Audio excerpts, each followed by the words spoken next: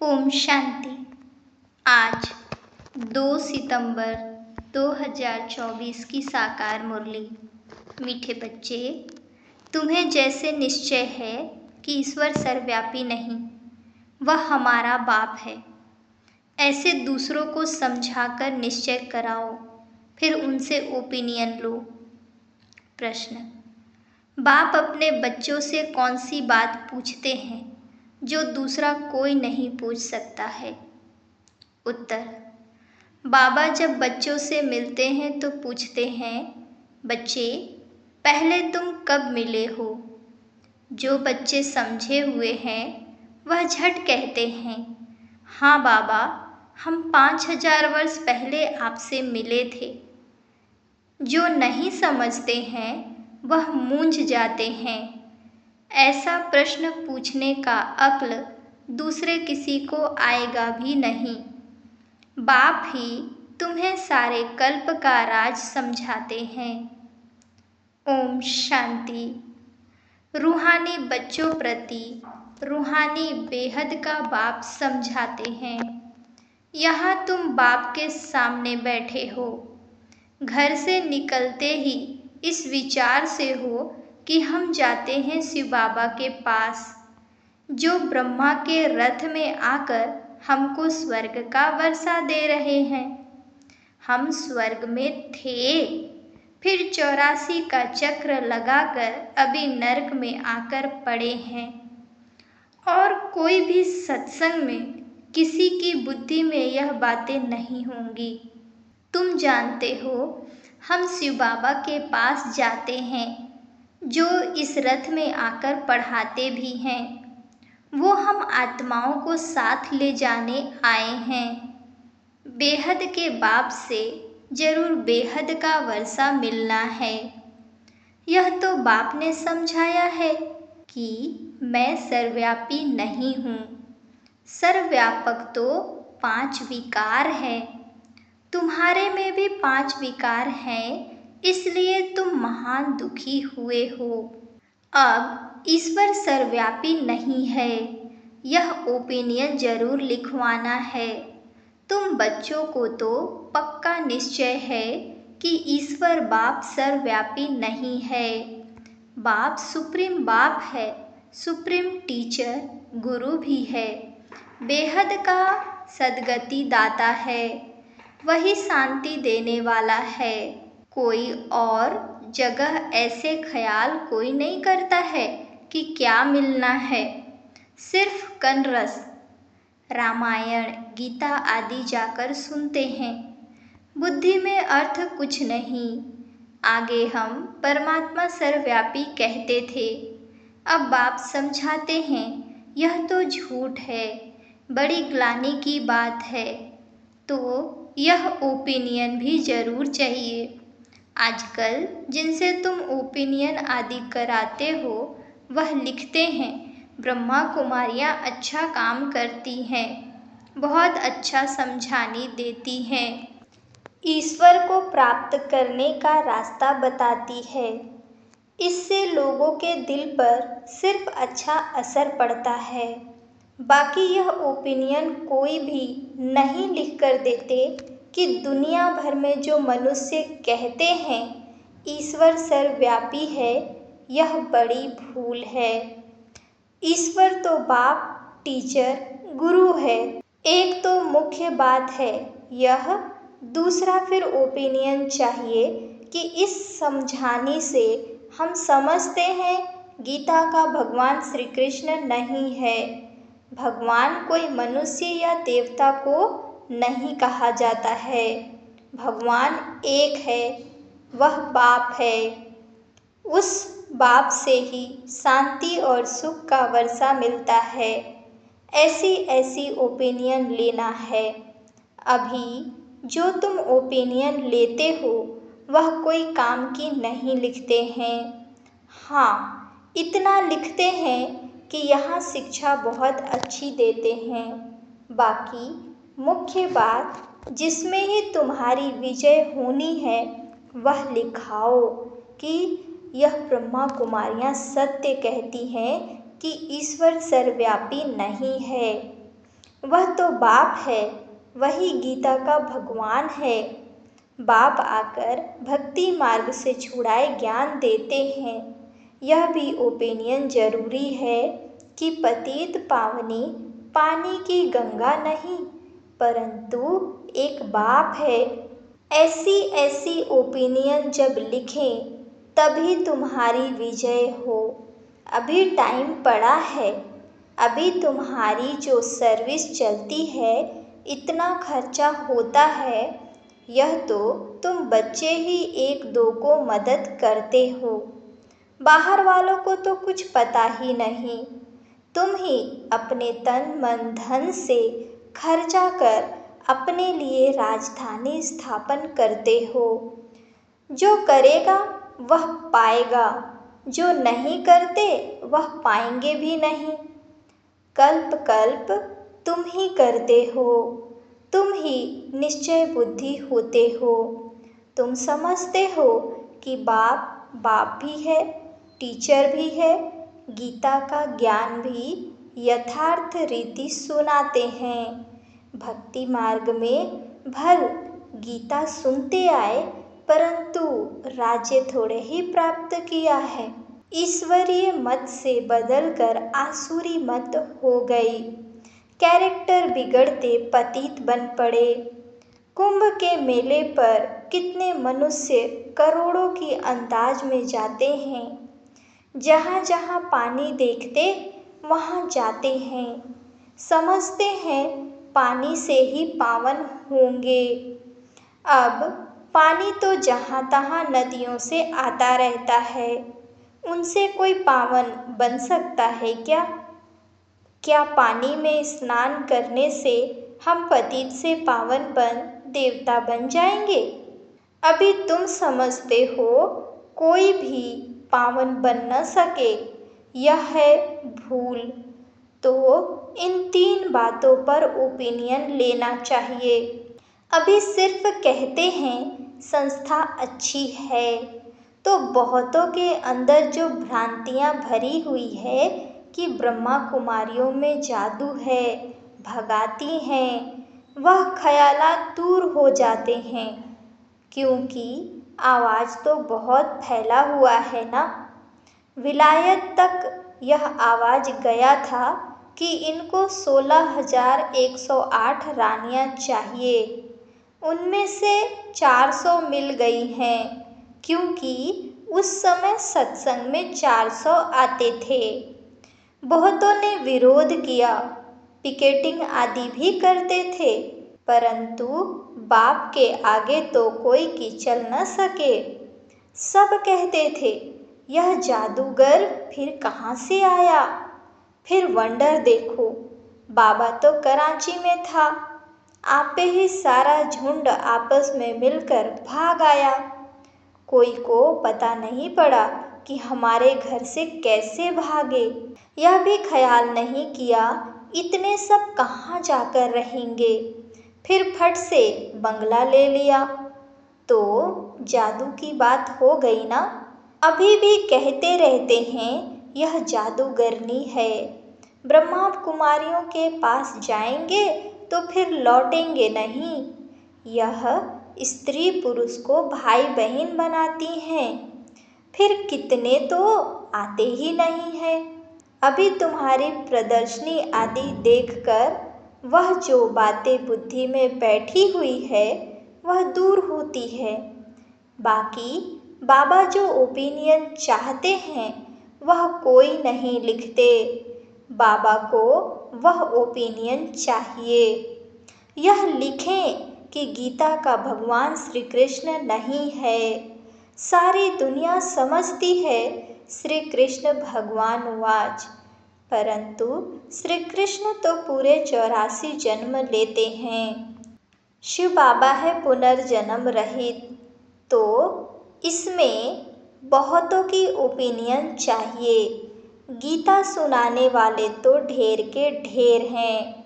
फिर देखेंगे, यह तो अखबार में भी निकल पड़ा है, गीता का भगवान परमपिता परमात्मा शिव है।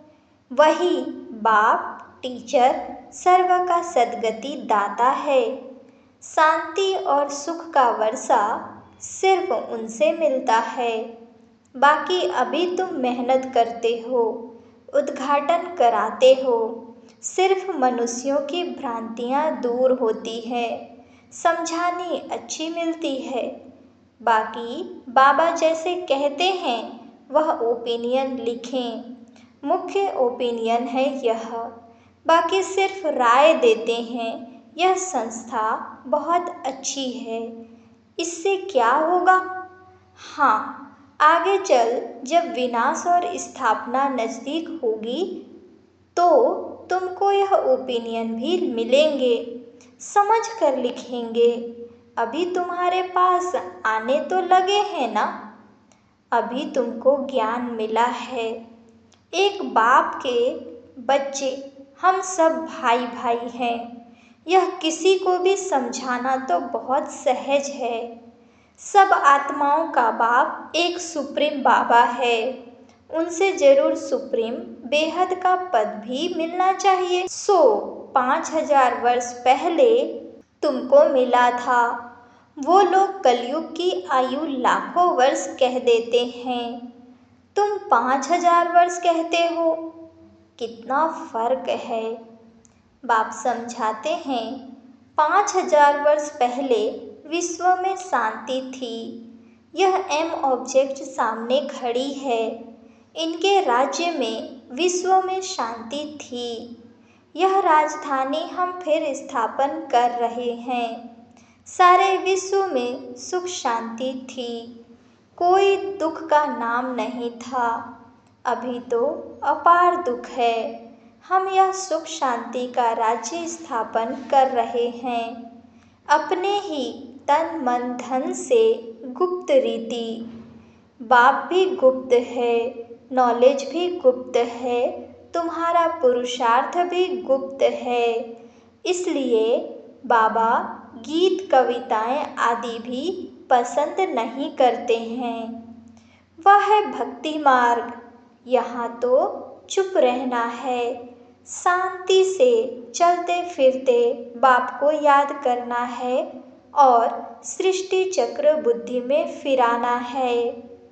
अभी हमारा यह अंतिम जन्म है पुरानी दुनिया में, फिर हम नई दुनिया में पहला जन्म लेंगे। आत्मा पवित्र जरूर चाहिए। अभी तो सब आत्माएं पतित हैं। तुम आत्मा को पवित्र बनाने के लिए बाप से योग लगाते हो। बाप खुद कहते हैं, बच्चे देह सहित देह के सब संबंध छोड़ो। बाप नई दुनिया तैयार कर रहे हैं। उनको याद करो तो तुम्हारे पाप कट जाएं। अरे बाप जो तुमको विश्व की बादशाही देते हैं, ऐसे बाप को तुम भूल कैसे जाते हो? वह कहते हैं, बच्चे यह अंतिम जन्म सिर्फ पवित्र बनो। अब इस मृत्यु लोक का विनाश सामने खड़ा है। यह विनाश भी हूबहू 5,000 वर्ष पहले ऐसे ही हुआ था। यह तो स्मृति में आता है ना। अपना राज्य था तो दूसरा कोई धर्म नहीं था। बाबा के पास कोई भी आता है तो उनसे पूछता हूँ, आगे कब मिले हो? कोई तो जो समझे हुए हैं वह झट कह देते 5,000 वर्ष पहले। कोई नए आते हैं तो मूंझ पड़ते हैं। बाबा समझ जाते हैं कि ब्राह्मणी ने समझाया नहीं है। फिर कहता हूँ, सोचो तो स्मृति आती है। यह बात और कोई तो पूछ भी न सके। पूछने का अक्ल आएगा ही नहीं। वह क्या जाने इन बातों से। आगे चलकर तुम्हारे पास बहुत आकर सुनेंगे। जो इस कुल के होंगे, दुनिया बदलनी जरूर है। चक्र का राज तो समझा दिया है। अब नई दुनिया में जाना है।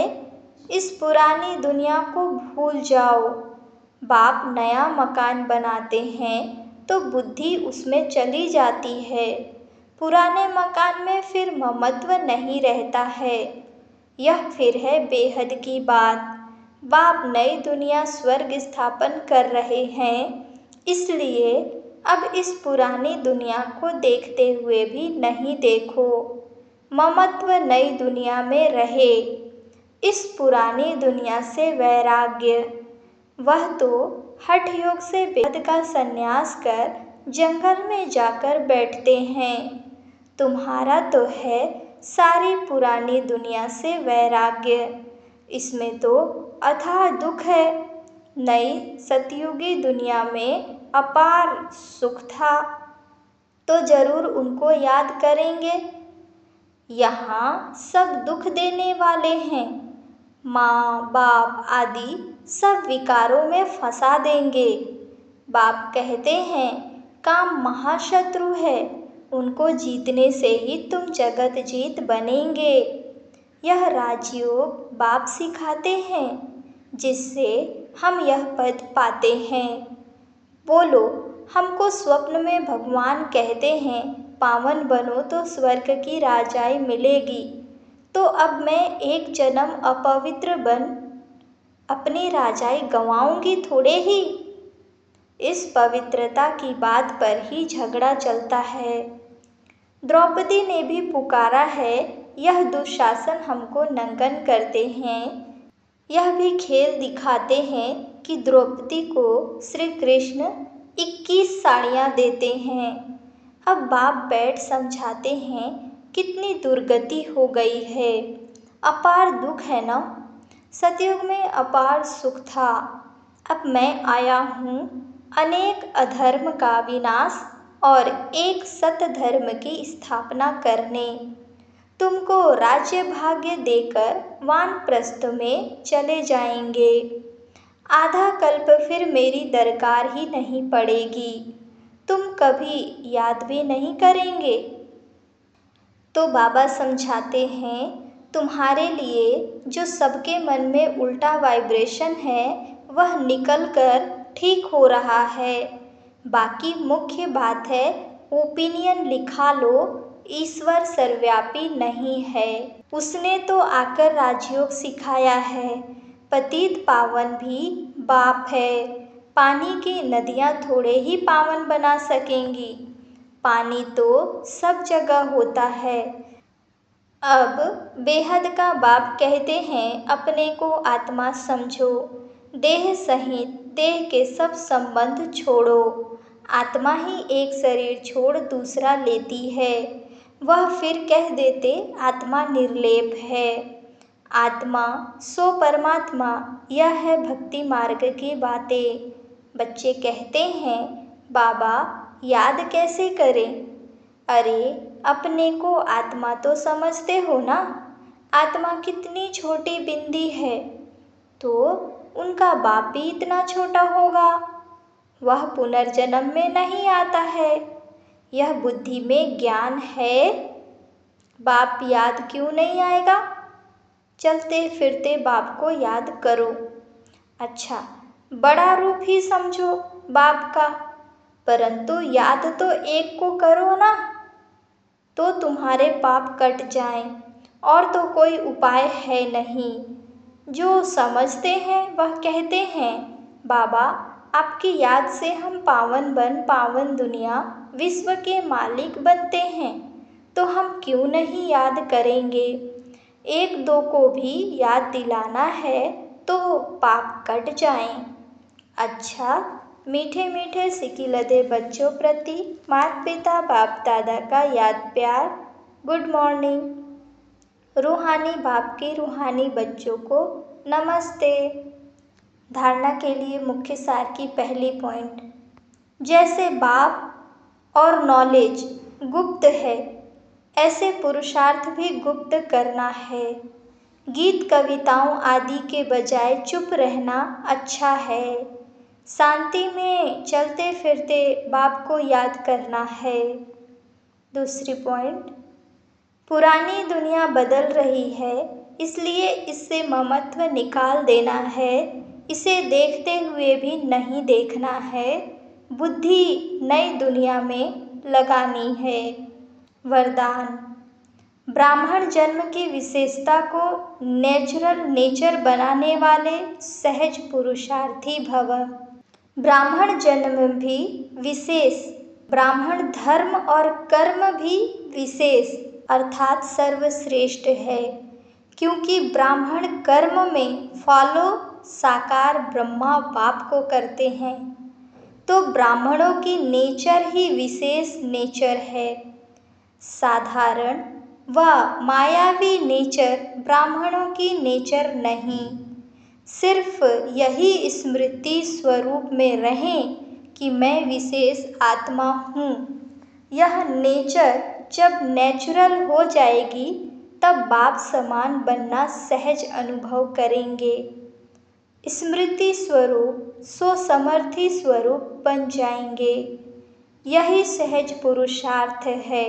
स्लोगन: पवित्रता और शांति की लाइट चारों ओर फैलाने वाले ही लाइट हाउस हैं। अच्छा, ओम शांति।